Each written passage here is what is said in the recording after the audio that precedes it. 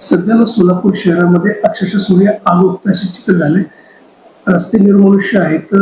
Temperature 43 पेक्षा जास्त गेले. काय सांगाल नेमकं जे शहर जिल्ह्यामधली जी परिस्थिती आहे त्यानुसार आपण जे पेशंट आहेत त्यांच्यासाठी कोणती काळजी घेत आहात किंवा उष्माघाताचे काही पेशंट्स आढळले आहेत का?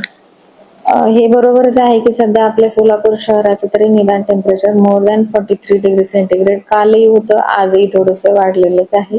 आणि ओव्हरऑल सगळीकडे उन्हाळा खूप जास्त प्रमाणावर आपल्याला ह्या वर्षी जाणवतोय. आता ह्याच्यासाठी उष्माघातासाठी आम्ही आमचं 100 बेडचं हॉस्पिटल आहे, जे जिल्हा रुग्णालय आहे, तिथं 5 बेड आम्ही राखीव ठेवलेले आहेत. परंतु अजून सुदैवाने एकही पेशंट ह्याच्यामध्ये आपल्याकडे भरती नाही किंवा जिल्ह्यामध्ये कुठेच नाही.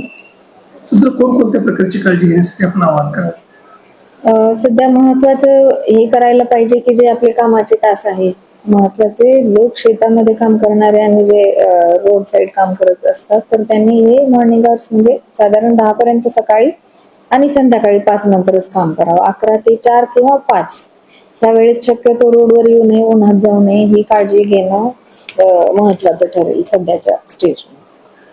या उन्हाचा जास्तीत जास्त परिणाम हा गर्भवती स्त्रिया, वृद्ध व्यक्ती आणि लहान मुलांवर होतो. त्यांच्यासाठी काय नेमकं सांगा आपण?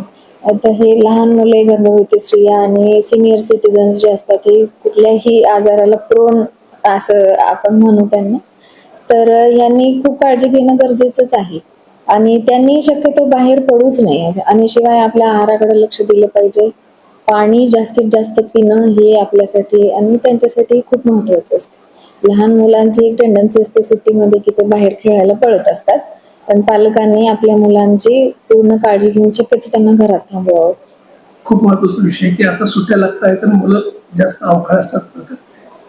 त्यासाठी काउन्सिलिंग होणं गरजेचं आहे. बरोबर. त्यासाठी काय शासनाचे SOP वगैरे? नाही, SOP तशी नाही, परंतु आपल्या काही टीम्स फील्डमध्ये कार्यरत असतात, तर तिथं ही काळजी घेण्याचं आपण सांगू.